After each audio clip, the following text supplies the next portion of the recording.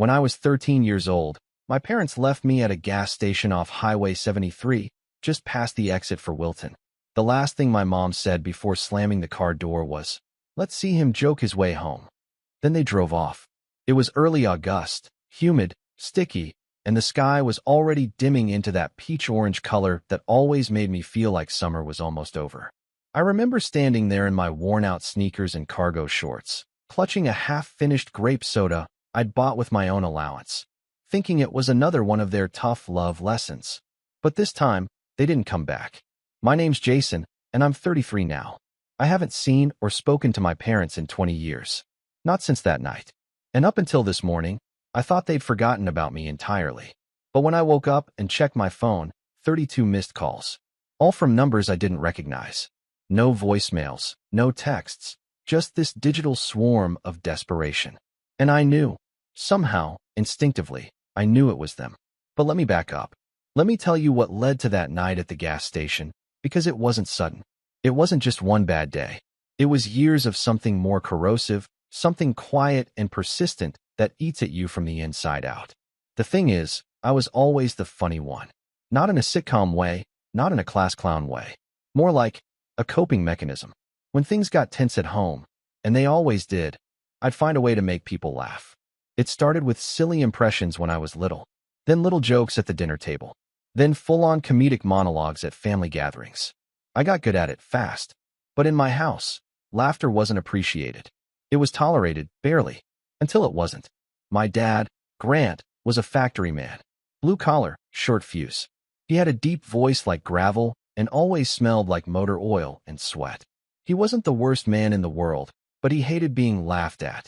Even when it was obvious I was trying to lighten the mood, he'd narrow his eyes and mutter, "Life's not a joke, boy." My mom, Sheila, was more complicated. She smiled a lot, especially around other people, but it never reached her eyes. She played the victim in most situations, always hinting at how much she sacrificed for her family. But the truth was, she liked control, and nothing upset her more than when someone else had the spotlight. I think I started noticing the cracks when I was around 10. That's when my older brother, Mark, moved out. He was 19 at the time and already on his way to becoming some kind of golden child legend. He was serious, obedient, athletic. Got a scholarship to some college upstate. My parents bragged about him constantly, his grades, his discipline, his future.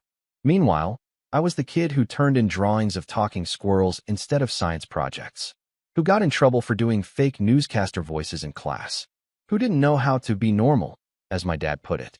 At first, they just tried to fix me. My dad signed me up for baseball, thinking it would toughen me up. I hated it. The coach hated me too, mostly because I made the other kids laugh during practice. My mom started dragging me to church youth groups, hoping I'd absorb some sense of obedience from the other kids. I just ended up making friends with the one kid who quoted stand-up specials and did impressions of the pastor behind his back. When that didn't work, they moved on to mocking me. Quietly, at first, snide remarks at dinner, sarcastic praise when I actually did something right.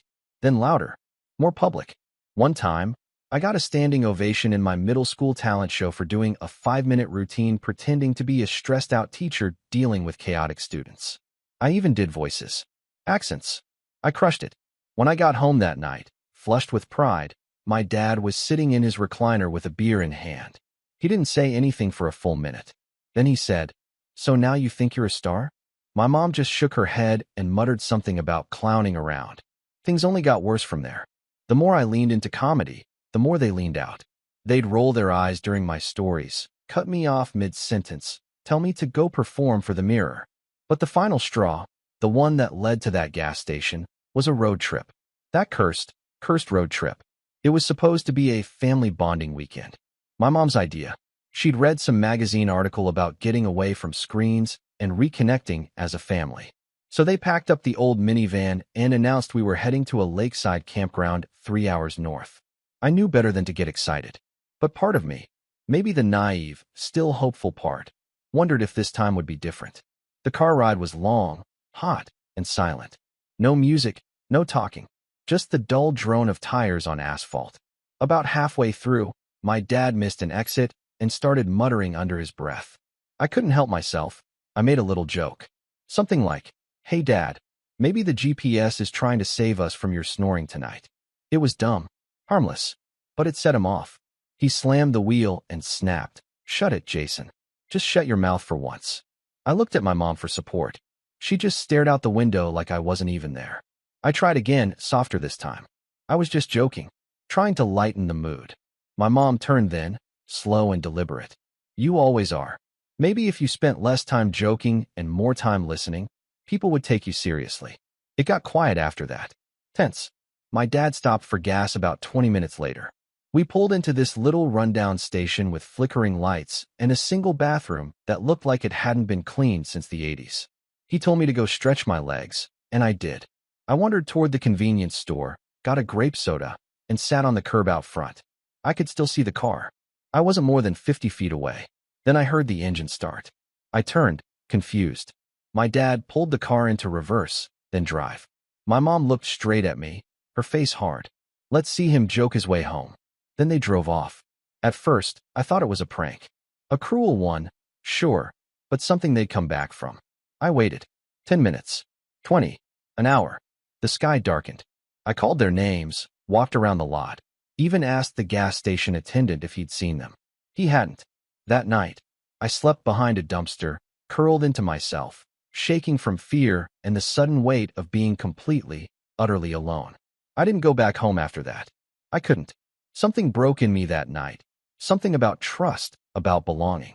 I made my way to the nearest town over the next few days, hitching rides and eating whatever I could find. Eventually, I ended up in a youth shelter, then foster care. But that's a whole other story. I built a new life. On my own terms. I learned to stop apologizing for who I was. I even became a stand-up comic for a while. Not professionally, but enough to pay rent in college. I don't regret cutting them off. Not for 1 second. But now they've found me. Somehow. After 20 years of silence. And 32 missed calls this morning? Yeah, something's coming. I just don't know what. And if I'm being honest, I'm not sure I'm ready to find out. I didn't pick up the phone that morning, or the next morning, or the one after that. I let the missed calls pile up, like unanswered voicemails from a past I'd buried deep enough to convince myself it no longer existed. But they didn't stop. Different numbers every day, all from the same area code, my hometown. The one I swore I'd never return to. For a while, I considered blocking every call that came from there, but something in me, curiosity, maybe, refused. I wanted to know what they wanted. Not because I cared, but because I knew it couldn't be good. And I was right. On the 4th day, an email came through. No subject line. Just a blank message with an attachment, a photo. I almost deleted it, but my thumb hovered. Then I opened it. It was a picture of me. Not recently. Not anything I'd posted online. No, this was old. Maybe 2 years after they abandoned me. I was 14, maybe 15, standing outside a coffee shop in the city. I had longer hair back then, wore a threadbare hoodie, and I was holding a chipped guitar case someone had given me at the shelter. My expression was tired, guarded. Someone had taken that photo without me knowing. I felt a cold pressure build behind my eyes. That's when it hit me. They'd been looking for me for a while. The next email came an hour later. This one had a subject line. We need to talk. It was from my mother. The email was short. No greeting. No apology. Just this. Jason, things have changed. It's time to come home. We're willing to forget the past. We'll explain everything when we see you. Please call us before it's too late. Mom. That was it. No warmth. No acknowledgement of what they'd done. Forget the past. Like we'd had a minor disagreement. Like they hadn't left me behind a dumpster at 13 and vanished. But that wasn't the worst part. A week later, I got a letter. An actual letter. Mailed. No return address, but the handwriting was unmistakable. Slanted, sharp. My dad's. Jason, your mother and I have done a lot of thinking. We're not proud of everything. But you're a man now. And men don't hold grudges. We need you here. It's important. Mark agrees. He says you've had enough time to find yourself. You've made your point. Come home. Dad. There it was again. That same condescending tone. The same inability to acknowledge any wrongdoing without deflecting blame or minimizing it. And Mark, of course he was involved. The golden boy. I hadn't heard from him in 2 decades either, but apparently he was still loyal to their twisted little club. I wish I could say I laughed it off, that I threw the letter in the trash and moved on. But I didn't. I sat on my couch for hours, just staring at it, thinking about everything. The years I spent bouncing between foster homes. The first time I slept in a real bed again. The first job I worked under the table washing dishes just to eat. The people who helped me, strangers who owed me nothing, but gave more kindness than my own parents ever did. And I thought about the years they weren't there. When I graduated high school, alone. When I turned 18 and got my own apartment, alone.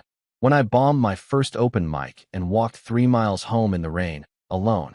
Every birthday, every scraped knee, every nightmare, every small win, I did it without them. And now, suddenly, they wanted to talk? I ignored them. But that was the thing about my parents. They didn't like being ignored. They liked control. And when they didn't have it, they escalated. A week later, I got a knock on my door. I live in a small but quiet building in the city. The kind of place where the neighbors mostly keep to themselves, and packages occasionally go missing if you don't grab them fast enough. So a knock in the middle of the day wasn't that unusual, except no one ever visits me unannounced. When I opened the door, my stomach dropped. It was Mark. Older, still clean-cut, wearing a blazer like he was coming from a meeting. He smiled like we'd just run into each other at a coffee shop. "Jason," he said. "Wow, look at you." I didn't say anything. He gave an awkward laugh and looked me up and down. "You look good. You filled out. You still doing the comedy thing?" I still didn't answer. He shifted uncomfortably, then reached into his pocket and pulled out a business card. "Listen, I know this is a lot, but Mom and Dad, well, they want to talk. Really talk. They're not in the best shape. And they asked me to come find you. I figured I'd at least try." I looked down at the card. Real estate agent. Big brokerage. Of course. He was still the polished one. Still the favorite. Probably making 6 figures and being toasted at Thanksgiving dinners I never got invited to. "I don't want anything from them," I said finally. He nodded slowly, like he'd expected that. "Look, I get it. What happened wasn't right. I told them that. I really did. But people change. They get older. They soften." I stared at him. "Do they?" He didn't answer. Just handed me the card and said, "If you change your mind, we'll be in town a few more days." Then he turned and walked away. I shut the door and threw the card in the trash. But I couldn't stop thinking about it. Something wasn't adding up. They didn't just want to apologize. There was something they wanted from me. Something they weren't saying. A few nights later, I finally broke down and Googled them. It took a little digging.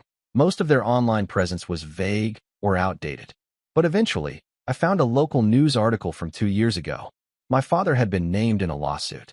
Apparently, his company, an auto parts supplier, had gone under after a major recall scandal. Millions in damages.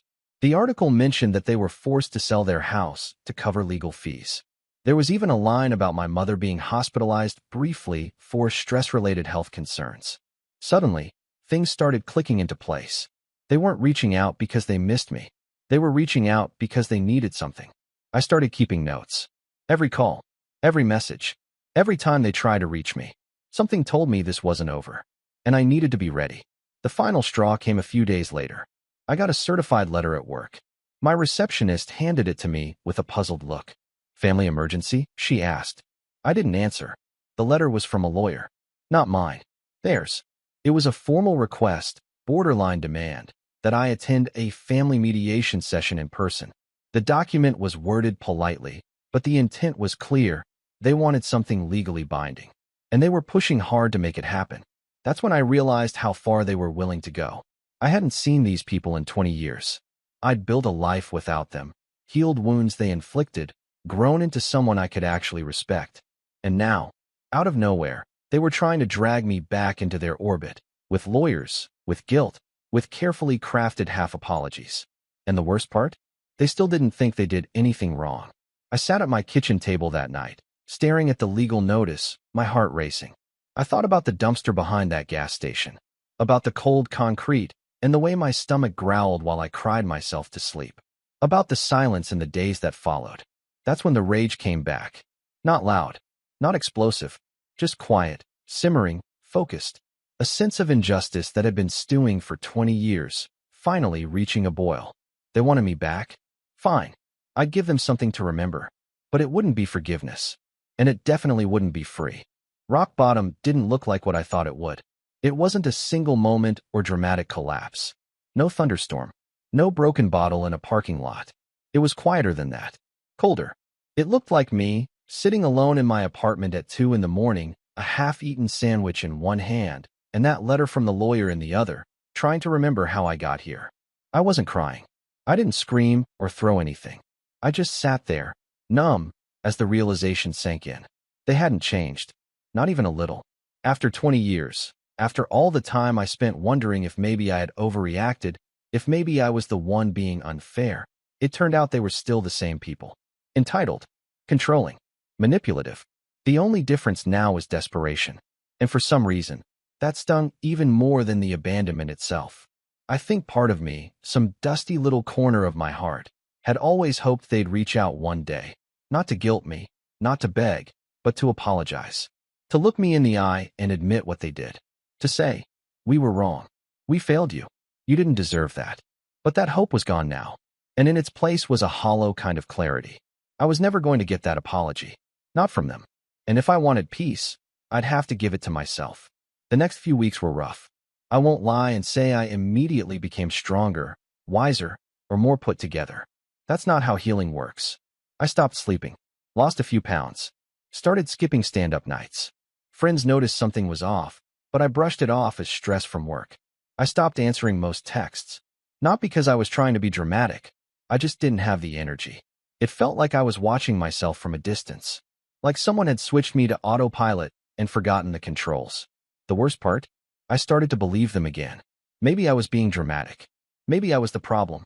Maybe all the distance I'd put between us had twisted the story in my head, made me see villains where there were only flawed parents trying their best. Mark certainly seemed to think so.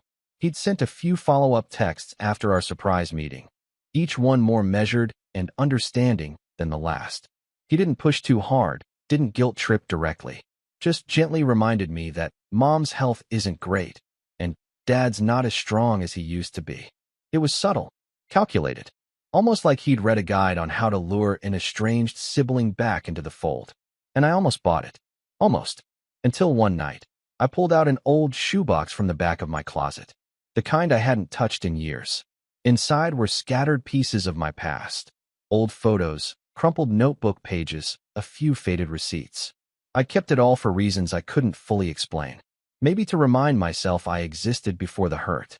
Maybe to have proof that my story was real. I flipped through the photos first. Most of them were of me at the shelter. Smiling in some, blank-faced in others. I found one of me at 16, holding up my first paycheck. I was grinning like I'd just won the lottery. In a way, I had.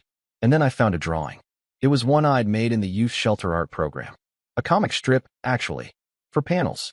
In the first, a little boy with wild hair tells a joke to his parents. They glare at him. In the second, he tells the same joke to a group of strangers. They laugh. In the third, the boy is older, standing on a stage. The crowd is bigger now, and the laughter louder. And in the fourth panel, he's alone backstage, smiling to himself. The caption read, "I made them laugh. That means I exist." I stared at that drawing for a long time. And then I got angry. But not the kind of anger that lashes out or breaks things. This was colder. Focused. It was the kind of anger that says, no more. They had already taken enough from me. My childhood. My trust. My belief that love could exist without conditions. I wasn't about to give them the last thing I had, my dignity. So I started making changes. First, I rejoined the open mic circuit. I showed up to a dingy little club on 6th Street, got up on stage with trembling hands, and bombed harder than I had in years. My timing was off. My material was rusty. I even forgot a punchline halfway through. But when I walked off that stage, something shifted. I felt alive. Because for the first time in weeks, I'd done something that reminded me who I was. Not their son. Not Mark's little brother. Me. Jason. The kid who turned pain into punchlines. Who survived on scraps and sarcasm and still found a way to laugh. That kid was still in there. And he wasn't done. I started writing again. Every night. Not just jokes, stories, sketches, essays, whatever came out. I didn't care if it was good. I just needed to bleed onto the page. Some nights it hurt. Some nights it healed. Most nights it did both. I also started therapy again. I'd done it before, years ago, but stopped when I thought I'd moved on. Turns out healing isn't linear, and sometimes, old wounds reopen when you least expect it. My therapist, a calm, middle-aged woman named Elena, didn't flinch when I told her the whole story. The gas station, the dumpster, the letter. She just nodded and said, "That's a lot to carry." And somehow, hearing that made it feel lighter. I worked hard, quietly, over the next few months. I didn't post about it, didn't announce it to friends or seek validation. I just rebuilt, piece by piece. I got offered a spot in a local comedy showcase. Nothing huge, but enough to draw a crowd. I accepted. I reconnected with a friend I'd lost touch with, Maya, a fellow comic who had always believed in me more than I believed in myself. We started writing sketches together, eventually launching a small YouTube channel. It was scrappy, inconsistent, and wildly fun. One of our sketches even went viral. Not crazy viral, but enough that we got emails from local producers asking what else we had. And somewhere along the way, I started sleeping again. Deep, dreamless sleep. The kind I hadn't had in years. It wasn't all smooth sailing. I still had nightmares sometimes. Still woke up half expecting to see that lawyer's letter on my nightstand. But those moments became fewer, farther between. And when they came, I was ready. Because now, I had proof. Proof that I wasn't just a cast-off or a punchline in someone else's story. I was the whole damn setup. I even started mentoring kids at a local community center. Teens who were going through their own versions of hell. I didn't preach. I didn't pretend to have it all figured out. I just listened.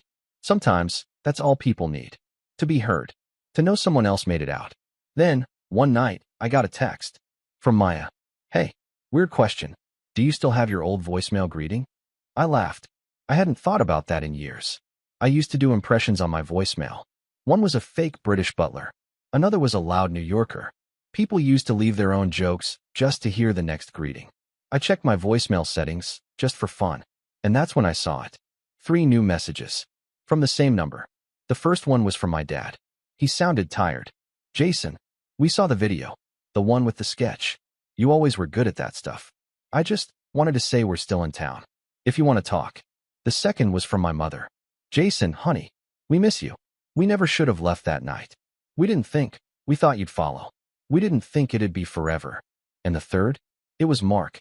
"Jay, you're killing it, man. I saw the video. You're really doing it, huh? Listen, Dad's not doing well. He won't say it, but we need help. Financial help.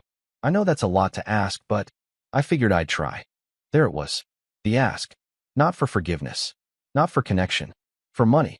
I sat in the dark for a long time after that, listening to those voicemails over and over, letting them sink in. They hadn't changed, but I had. And for the first time in my life, I realized something powerful. I didn't need their apology, because I had already won. I had built something from the ashes. Not just a career, not just stability, but a sense of self. Something they could never touch again. Something they couldn't take, no matter how many voicemails they left or letters they sent. But I also knew this wasn't over. They weren't going to go away quietly. They had made it clear they needed something. And they were willing to play every card they had left. But what they didn't know was that I had a few cards of my own. And this time, I wasn't playing nice. Revenge isn't about rage. Not real revenge. Not the kind that lingers. The kind that leaves a mark so clean it almost looks like justice. It's not loud or violent. It's not about shouting into phones or showing up uninvited. It's not even about getting even. It's about clarity, purpose, precision, and maybe, if you do it right, it's about closure. I didn't want to ruin their lives. I wanted them to see what they lost. But before I could do that, I had to understand the game they were playing, and more importantly, what they were hiding. Because make no mistake, they weren't reaching out of love. They were playing a long game, and I needed to get ahead of it. The first thing I did was call Maya. I hadn't told her the full story before. She knew bits and pieces about my childhood, the gas station, the rough years after, but never the whole thing. We were sitting on her rooftop when I finally let it all out. The missed calls, the emails, the certified letters, the voicemails. Everything.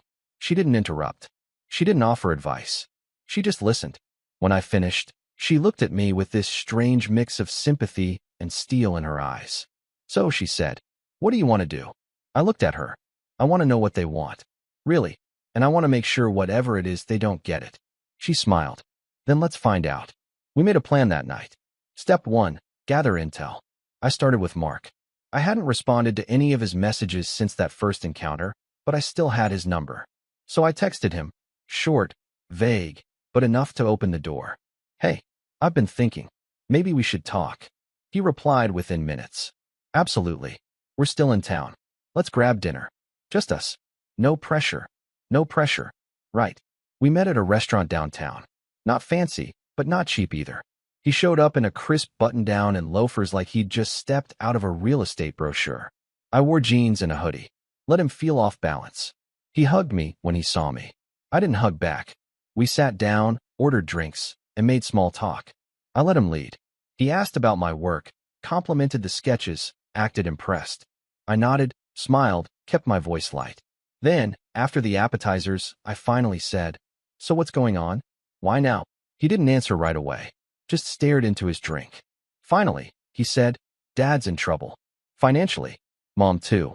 I tilted my head. I figured. He leaned in. "It's bad, Jay. You know about the lawsuit." I read the article. Well, what they didn't publish was what came after. The house is gone. Dad's retirement? Gone. They're renting a place now. Small. Cheap. And the debts are catching up. I stayed quiet. They were planning to declare bankruptcy. Still might. But then he paused. Then Mom remembered something. I raised an eyebrow. What? He hesitated. The deed. My stomach turned. What deed? He looked at me carefully, as if measuring how much to say. When you were born, he said slowly, Grandpa left some property in your name. A plot of land. Remote, up in the hills. Worth nothing back then, but now? It's prime real estate. Developers have been calling for years. Dad always brushed them off. But now, I blinked. You're telling me they've been sitting on land that belongs to me for 20 years. He gave a sheepish shrug. Technically. But the thing is, your name's still on it. And they can't sell without your consent.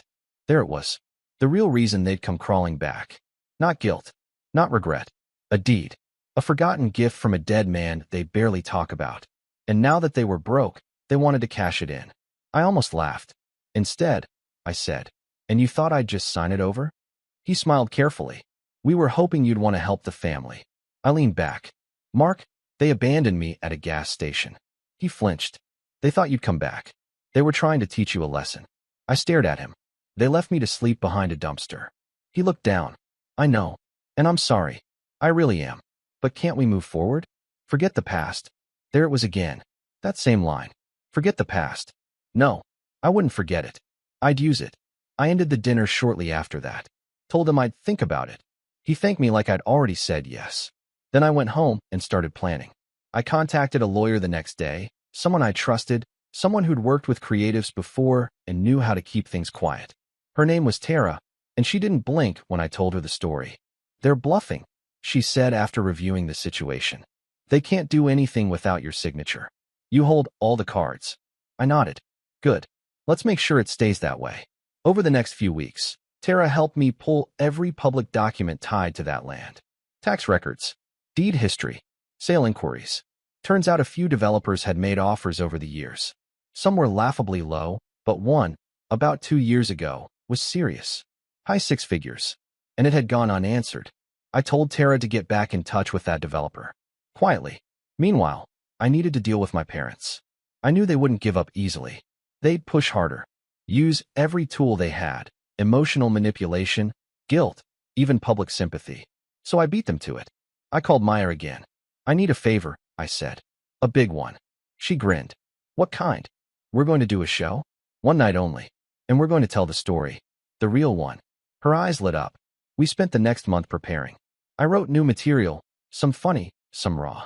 Not a sob story, not a pity play. Just honest. My story, start to finish. The gas station. The years on the street. The slow climb. The sudden calls. I didn't name names, didn't rant or accuse. I let the truth do the work. We booked a local theater, small, intimate, packed house. Filmed the whole thing. Uploaded it to our channel with the title, The Night They Left Me. A story about family, failure, and freedom. It blew up. Not viral overnight viral, but steady, meaningful traction. Comments poured in. People shared their own stories. Others reached out with support. Even a few reporters contacted me for interviews. I turned them down. This wasn't about fame. It was about truth. I knew it would reach them eventually. And it did. 3 days later, I got a text from my mother. "How could you do this to us? You're twisting everything. You're making us look like monsters." No apology. Just outrage. I didn't reply. The next day, a letter arrived. Handwritten. My dad. If you want to destroy what's left of this family, fine. But don't come crying when you regret it. Still no apology. Still no ownership. And then, 2 days later, a voicemail from Mark. I tried to help. I really did. But you've made your choice. Just know this. You're not the only one Grandpa cared about. And you're not the only one he left something to. That caught my attention. I replayed it. Again and again. Then I called Tara. Can you check if Grandpa left anything to Mark? She called back 2 hours later. He didn't, she said. But your father did something shady. Transferred part of another property into Mark's name a few years ago, probably trying to secure something before the bankruptcy hit. It's not illegal, but it's sneaky. So they were already preparing for this. They knew I'd say no. They just didn't expect me to go public. Now, I had 2 options. I could walk away, keep the land, sell it quietly, disappear again. Or I could go one step further. Make them feel what I felt. Make them watch what they lost. And I had just the plan for that. But first, I needed one more thing. Something they valued more than money. Their reputation. They always wanted to be seen a certain way. Grant and Sheila Archer. Pillars of the community. Church-going, God-fearing, hard-working, pull yourself up by the bootstraps Americans. The kind of people who smiled for Christmas cards and hosted barbecues in the summer. The kind of couple who nodded solemnly when people said things like, family comes first. The kind who showed up to charity drives and clapped loudly at small-town parades. But the truth was always uglier than the lawn signs and forced smiles. And I had finally reached the point where I wasn't going to let them hide anymore. The final piece fell into place when Tara got back in touch with the developers. Jason, she said over the phone, they're serious. They're ready to make an offer. Higher than before. Mid-7 figures. My throat tightened. I was sitting in my apartment, staring out the window as she spoke. The land, my land, was no longer a dusty afterthought in the hills. A highway expansion and a new commercial zoning approval had turned it into a gold mine. I hadn't expected that kind of money, but I didn't flinch. Move forward, I told her. Get the paperwork ready. Quietly. She hesitated. Do you want to tell them before the sale? I smiled. Not yet. Because the truth was, the money wasn't the revenge. The silence was. The revenge was letting them hear about it after it happened. Not from me. From someone else. A whisper, a headline, a painful rumor confirmed with a few keystrokes. The realization that everything they'd schemed for, the reason they'd crawled back into my life, it was already gone. I just had one thing left to do. The fundraiser.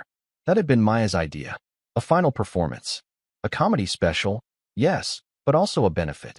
For kids like me, runaways, foster kids, teens abandoned by the very people who were supposed to protect them. We called it Left Behind, a night for the forgotten. We rented out a bigger venue this time. Over 200 seats. Sold out in 3 days. Word of mouth helped, but so did the original video. It had hit over 600,000 views by then. People were invested. They wanted to hear the rest of the story. And this time, I was ready to give it to them. But not as a victim. As a survivor.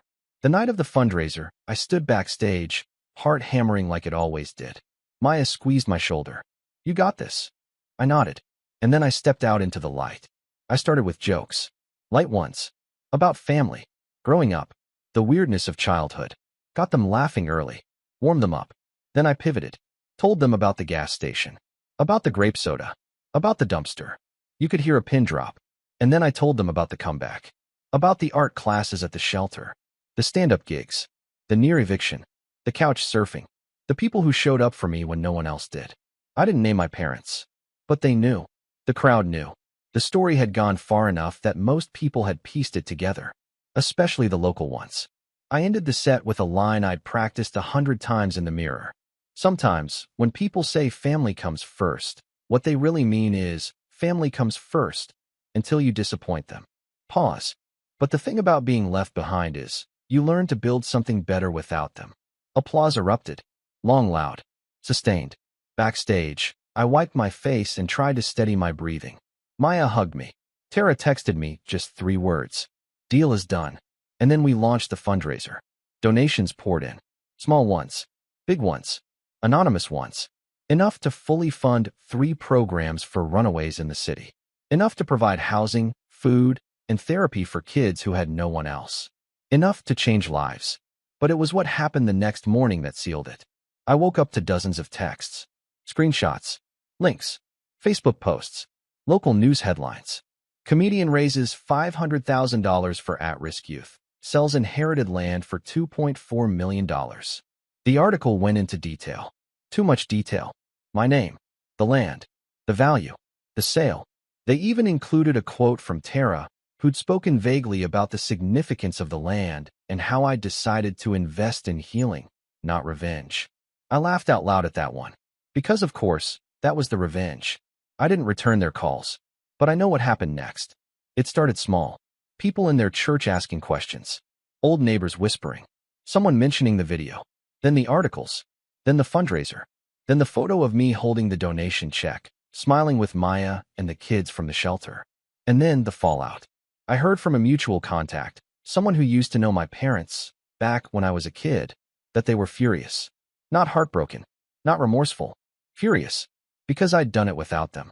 Because I'd succeeded. Because I didn't play the role they wanted. The lost son come crawling back. The prodigal child willing to trade forgiveness for a scrap of family dinner and a signature on a dotted line. Instead, I built a stage and let the whole world see what they tried to bury. A week later, I got one final letter. Typed. Formal. From a different lawyer. It was a cease and desist. They accused me of defamation. Said I was painting them in a false light. Demanded I take down the video, the show, the fundraiser page. I forwarded it to Tara. She wrote back in under 10 minutes. They don't have a case. And if they try, I'll bury them in paperwork. Enjoy your week. I didn't reply to the lawyer, but I did write something. To them. A letter. Short. To the point. Grant and Sheila, I received your lawyer's notice. You are free to pursue whatever action you believe will bring you peace. I found mine. Jason. I never heard back. Not from them. Not from Mark. Not from anyone in their orbit. The silence was beautiful. Not because it meant they were gone, but because it meant they finally understood. They had no more power. I used to think revenge was about destruction. That you had to become cruel to beat cruelty. That you had to burn something down. But I didn't burn anything. I built something better. I told the truth. I healed. I gave back. And I let them destroy themselves with their own expectations. The last time I checked their names online, I found a post on a local forum. Someone had asked why they didn't show up to the community fair this year. One of the replies said, they're laying low. That son of theirs aired some dirty laundry and made it big. The next reply? Good. About time someone did. I clicked away and shut my laptop. The past had finally been archived. And for the first time in my life, I felt weightless. Not because they were gone, but because I was free. And I didn't have to laugh to prove I existed anymore.